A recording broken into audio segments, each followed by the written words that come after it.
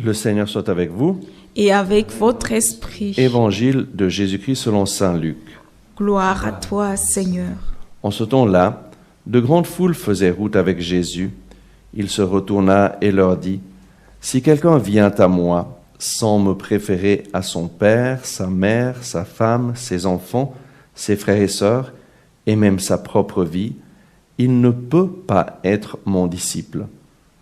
Celui qui ne porte pas sa croix pour marcher à ma suite ne peut pas être mon disciple. Quel est celui d'entre vous qui, voulant bâtir une tour, ne commence par s'asseoir pour calculer la dépense et voir s'il a de quoi aller jusqu'au bout? Car si jamais il pose les fondations et n'est pas capable d'achever, tous ceux qui le verront vont se moquer de lui. Voilà un homme qui a commencé à bâtir et n'a pas été capable d'achever. Et quel est le roi qui, partant en guerre contre un autre roi, ne commence par s'asseoir pour voir s'il peut, avec 10 000 hommes, affronter l'autre qui marche contre lui avec 20 000? S'il ne le peut pas, il envoie, pendant que l'autre est encore loin, une délégation pour demander les conditions de paix. Ainsi donc, celui d'entre vous qui ne renonce pas à tout ce qui lui appartient ne peut pas être mon disciple. » Acclamons la parole de Dieu. Louange à toi, Seigneur Jésus. Aujourd'hui, le Seigneur Jésus nous dit quelque chose de surprenant. Celui d'entre vous qui ne renonce pas à tout ce qui lui appartient ne peut pas être mon disciple. Il semble que c'est dur d'être disciple de Jésus. On peut penser directement au jeune homme riche qui vient vers Jésus et lui dit « Maître, que faut-il faire que je fasse pour avoir la vie éternelle ?»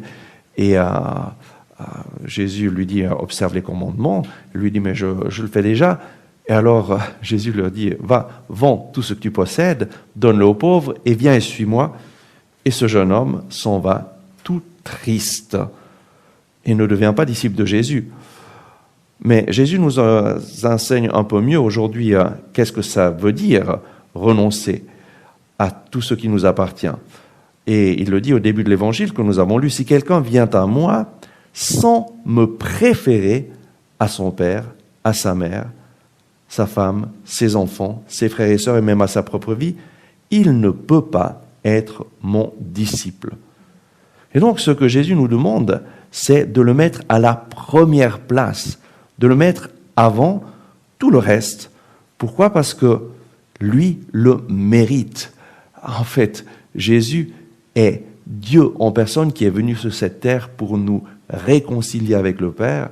Comme l'homme voulait s'approprier la divinité et devenir Dieu, et la conséquence a été la mort spirituelle, la séparation de Dieu. Dieu s'est fait homme pour nous réconcilier avec lui. Dieu est venu nous visiter dans la personne de Jésus, et Jésus est mort sur la croix pour nos péchés, et donc il nous a réconciliés, il a payé le prix de notre vie, il a payé le rachat de notre vie, et donc nous lui appartenons. Et être son disciple, c'est le mettre à la première place. Et parfois, ça demande vraiment des sacrifices grands. Un des frères de ma communauté, Mirko, c'est sa maman qui l'a amené à nos prières. Et quand il venait avec elle, toujours elle lui disait regarde ces frères et sœurs consacrés, ils ont tout donné à Jésus, c'est pas comme toi, et toi tu es pas bon comme eux, moi j'aimerais bien, mais c'est clair que toi tu n'es pas capable de faire ça. Et toujours elle élevait les frères et sœurs de vie consacrée et le rabaissait. Jusqu'à ce qu'un jour, en participant à une rencontre de jeunes, Mirko a une rencontre personnelle avec Jésus qui transforme radicalement sa vie. Et quand il rentre chez lui, il dit à sa maman, « Maman, j'ai rencontré Jésus, j'ai décidé, je vais entrer dans la communauté de vie consacrée, je veux donner toute ma vie à Jésus. » Et elle le regarde et lui dit, « Mais qu'est-ce qui t'est venu en tête? C'est impossible ça. Tu te rends pas compte, tous les sacrifices qu'on a faits, on a construit un appartement pour toi, ici près de chez nous, on a le magasin que tu dois reprendre. Non, absolument ça, il faut pas que tu le fasses. » Et dès ce jour-là, elle a arrêté de venir à toutes nos rencontres et a fait tout son possible pour l'empêcher de venir à nos rencontres par peur que lui se consacrerait dans notre communauté. Et si bien que quand il venait, il devait venir en cachette jusqu'à ce qu'un jour se rendant compte vraiment que c'était le Seigneur l'appelait et sa maman faisait obstacle. Il est parti de la maison sans rien dire, il est rentré dans notre communauté et donc il avait 30 ans, libre, et vraiment sa vie a changé radicalement. Il est devenu un frère plein de zèle et d'amour pour Jésus, mais sa maman ne lui a jamais pardonné cela. Même ils ont essayé de venir le kidnapper avec des personnes de la famille parce que il n'acceptait pas du tout cela. Et Mirko a dû vraiment faire un choix radical. Si quelqu'un vient à moi sans me préférer à son père, sa mère, sa femme, ses enfants, ses frères et sœurs et même sa propre vie, il ne peut pas être mon disciple. C'est clair qu'on ne comprend pas cela lorsque nous ne faisons pas un choix radical de suivre Jésus. Dans notre communauté, il y a aussi eu malheureusement des personnes que le Seigneur appelait et qui n'ont pas répondu à l'appel. Pourquoi ? Parce que leur papa, leur maman ne voulaient pas et ils ont eu peur ou ont préféré suivre la famille. En fait, Jésus veut être le numéro 1. Pourquoi ? Être disciple de Jésus, ça veut dire quoi ? Ça veut dire avoir une relation de disciple avec Jésus. Au temps de Jésus en Israël, il y avait des maîtres, des rabbis, et les maîtres, les rabbis enseignaient à leurs disciples à vivre. Et un disciple choisissait son maître et se mettait à sa suite, et pendant un certain temps, il vivait avec le maître, et le maître lui apprenait à vivre. Il se mettait à écouter le maître et suivait l'exemple de son maître. En fait, le disciple imitait le maître et son maître était vraiment un maître de vie qui lui enseignait comment vivre la vie sur cette terre. Et c'est clair que le disciple devait faire tout ce que le maître lui disait. En fait, la relation entre le disciple et le maître, le disciple devait considérer son maître comme un patron qui lui dit tout ce qu'il doit faire, mais pas seulement 8 heures par jour, mais c'est 24 heures sur 24.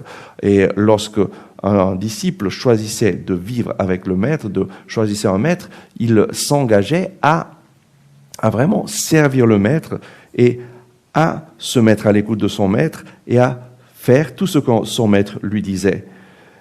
Mais Jésus est un maître bien différent des autres. Dieu a tant aimé le monde qu'il a donné son Fils unique, afin que quiconque croit en lui ne périsse point, mais ait la vie éternelle. Comme l'homme voulait devenir Dieu, et le résultat, ça a été une catastrophe, si tu manges le fruit de l'arbre de la connaissance du bien et du mal, tu mourras. Et le diable dit, mais non, Dieu sait que si vous mangez ça, vous allez devenir comme Dieu, vous n'aurez plus besoin de lui, c'est vous qui déciderez ce qui est bien, ce qui est mal. L'homme avait dit, tu mourras, et c'est la conséquence du péché. Lorsque je me sépare de Dieu, je ne reconnais pas son autorité, je décide d'en faire à ma tête, je me coupe de la source d'eau vive, et voilà notre situation. Tous ont péché, nous dit saint Paul, et sont privés de la présence glorieuse de Dieu dans leur vie. Mais Dieu nous a tant aimés qu'il a envoyé son Fils unique, qui nous a rachetés en mourant sur la croix. Jésus a payé le prix de notre vie. Il nous a réconciliés avec le Père. Et si nous mettons notre confiance en lui, alors nous pouvons recevoir son pardon, être réconciliés avec le Père. Voilà ce que Jésus a fait. Et lui, il est un maître qui nous aime, qui t'aime personnellement, qui a tout fait pour toi et qui te dit, ne crains pas, je suis avec toi. Donne-moi ta vie, donne-moi ton péché, donne-moi tes situations de difficulté. Viens et mets-toi à ma suite. Accueille-moi comme ton maître, comme ton Seigneur, comme ton Dieu, et alors je transformerai ta vie. En fait, Jésus a payé le prix de notre vie, il a payé notre dette, et nous sommes sauvés, il nous a sauvés il y a 2000 ans. Et tout ce que nous avons à faire pour que ce que Jésus a fait il y a 2000 ans devienne effectif dans notre vie aujourd'hui, c'est d'accueillir Jésus comme mon seul Seigneur et d'accueillir sa parole comme ma règle de vie. Et donc, Jésus nous dit, mais si quelqu'un vient à ma suite, il doit me préférer à tous, il doit me mettre à la première place. Et lui nous donne une promesse extraordinaire. Jean, chapitre 10, verset 10, « Je suis venu pour donner la vie et la vie en abondance. Le voleur, l'ennemi vient pour voler, tuer, détruire. Mais moi, je suis venu pour vous donner la vie et la vie en abondance. » Voilà la différence. L'ennemi vient pour voler, tuer, détruire. Et tout ce qui dans notre vie correspond à voler, tuer, détruire, ça ne vient pas de Dieu, ça vient de l'ennemi. Mais Jésus est venu pour nous donner la vie et la vie en abondance, et il l'a fait en mourant sur la croix. Et alors, accueillir Jésus, c'est le mettre au centre de notre vie et faire de lui notre lumière, notre salut. Comme nous avons lu dans le psaume, « Le Seigneur est ma lumière et mon salut. De qui aurais-je crainte? Le Seigneur est le rempart de ma vie. Devant qui tremblerai-je? J'ai demandé une chose au Seigneur, la seule que je cherche, habiter la maison du Seigneur tous les jours de ma vie. » Habiter avec le Seigneur. En fait, habiter avec le Seigneur pour un chrétien, c'est accueillir Jésus dans notre vie, mettre notre confiance en lui, et c'est lui qui vient habiter en nous, qui vient faire sa demeure en nous. Et donc aujourd'hui, le Seigneur nous invite à le mettre à la première place, à l'accueillir dans notre vie et à l'accueillir personnellement et à l'accueillir de façon spéciale chaque jour avec sa parole. C'est lui qui nous parle et alors il deviendra vraiment notre Seigneur et notre Dieu. Oh oui, Seigneur Jésus, merci pour tes paroles d'encouragement, pour tes promesses qui viennent à toi, reçois la vie et la vie en abondance. Seigneur Jésus, aujourd'hui nous voulons te mettre à la première place parce que toi tu nous as tout donné en mourant sur la croix. Nous t'accueillons dans notre vie comme notre Seigneur et notre Dieu. C'est toi qui as les paroles de la vie éternelle. Viens nous parler chaque jour. Nous voulons te consacrer un temps chaque jour pour nous mettre à ton écoute et faire ce que toi tu nous dis de faire. Parce que toi tu nous aimes et tu as un projet merveilleux pour notre vie. Amen. Merci Seigneur Jésus.